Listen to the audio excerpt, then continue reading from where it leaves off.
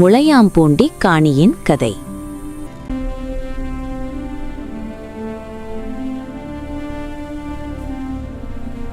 சோழ நாட்டிலிருந்து குடிபெயர்ந்து வந்த கொங்கு வேளாளர் குடிமக்கள் கொங்கு நாட்டின் பல பகுதிகளில் தங்கள் உழைப்பாலும் உறுதியாலும் காணி அமைத்து குடியேறினர். அவ்வாறு கொங்கு நாடு வந்த காடைக்குல பெருமக்கள் முதலில் காலூன்றி காணி கொண்ட புனித நிலம் இளம்பிள்ளை எனும் முளையாம்பூண்டி காணியாகும்.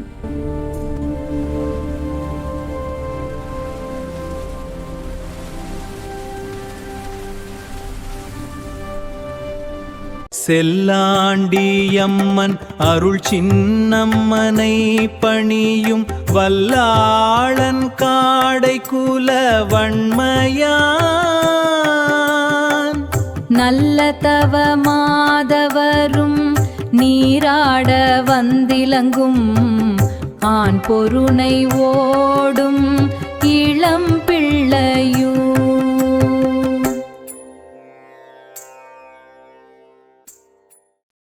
என்பது முளையாம்பூண்டி காணி பாடல் ஆகும்.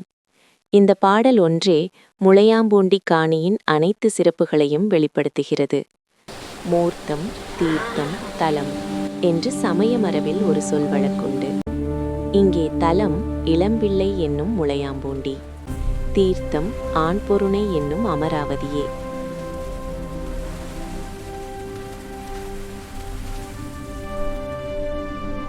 மூர்த்தம் அதாவது காணிகுல தெய்வங்கள் செல்லாண்டி அம்மன் மற்றும் இளம்பிள்ளை சின்னம்மனாகும்.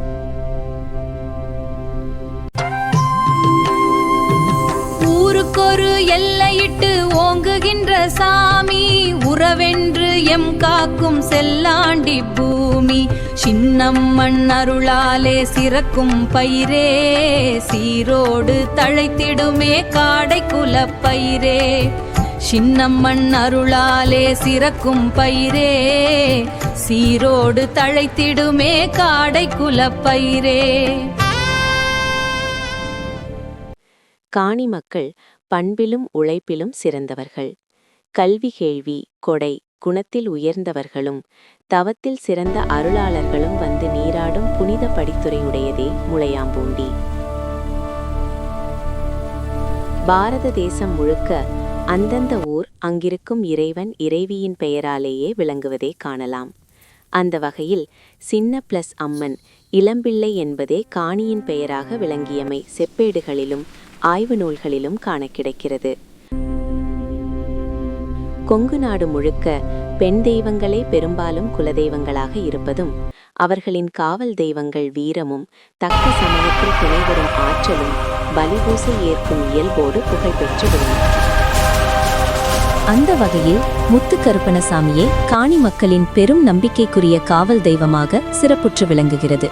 மணிவேல், கார்மேகம், காங்குச்சாமி, முத்துச்சாமி, கருப்பண்ணன் என பல பெயர்களாலும் கொண்டாடப்படுபவர் முத்துக்கருப்பணசாமியே ஆகும்.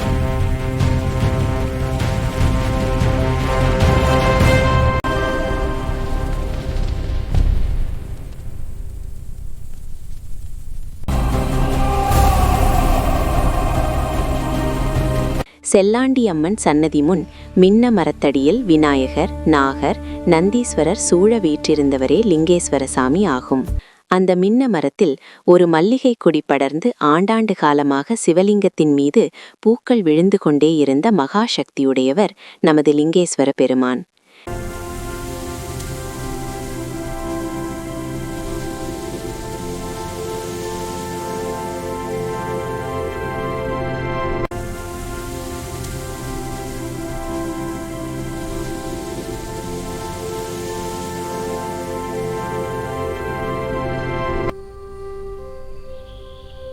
செல்லாண்டி அம்மன் மிளகை பயிராக்கிய அதிசயமும்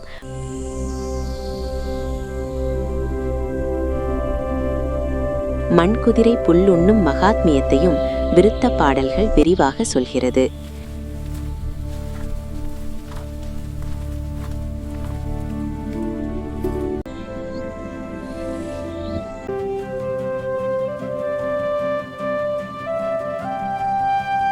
காணி மக்கள் தங்கள் காரியங்களுக்கு கோவிலில் பூ கேட்டே முடிவெடுப்பதும் மனநிலை சரியில்லாதவர்கள் ஒரு மண்டலம் அரை மண்டலம் கோவிலில் தங்கியிருந்து நலம் பெறுவதும் இன்றும் நடைமுறையில் உள்ள நம்பிக்கைகளாகும்.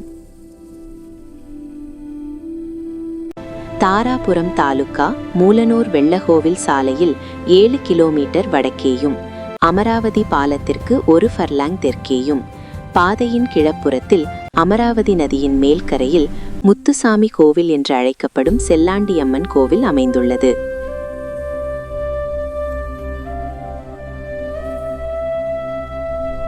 நுழைவு வாயில் வழியாக உள்ளே நுழைந்ததுமே கம்பீரமான தீபகம்பமும் அடுத்து யானை சிற்பங்கள் கலசகும்பங்கள் வரவேற்க பிரம்மாண்டமான 5 நிலை ராஜகோபுரம் நம்மை வரவேற்கிறது. ராஜகோபுரத்தின் உட்புறத்தில் இடதுபுறம் சாம்புவன் சாமி சிலையும் வலதுபுறத்தில் பள்ளர் சாமி சிலையும் அமைந்துள்ளது. வலது இடது 2 புறமும் தலா 2 குதிரை வாகனங்கள் கம்பீரமாக நிற்கிறது.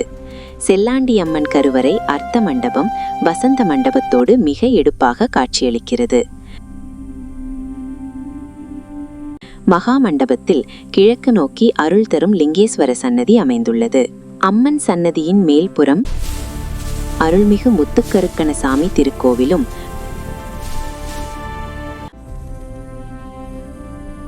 முன் மண்டபத்தில் கிழக்கு நோக்கி சப்தகன்னிமார் மற்றும் பேச்சியம்மன் சன்னதி அமைந்துள்ளது. கோவில் வெளிப்புறத்தே மகாமுனி அமைந்துள்ளது. முத்துசாமி கோவிலின் நேர்மேற்கே சாலையின் மேல்புறம் காணியின் ஐயனார் கோவில் அமைந்துள்ளது. ஐயனார் சாமி பூரணை புஷ்கலா தேவியுடன் காட்சி தருவது மிக சிறப்பாகும்.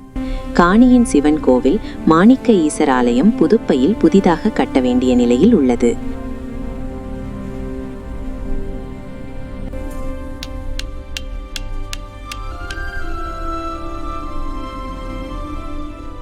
காணியின் புகழ்பெற்ற இன்னொரு முக்கிய தெய்வம் முளையாம்பூண்டியின் தென்புறம் அமராவதியின் தென்கரையில் அமர்ந்து அருள்பாலிக்கும் மாரியம்மன் கோவில் ஆகும்.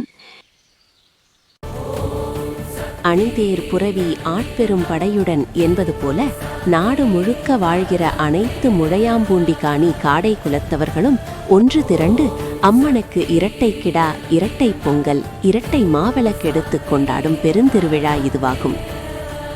அணிதேர் புரவி ஆட்பெரும் படையுடன் எழுந்து அருங்குளம் ஒன்றாய் அணி திரள் நெஞ்சுடன் நாடு முழுதும் நல்மரபின் நாதம் போல நிலம் தழுவி எழும் நம்மூர் பெருந்திருவிழா.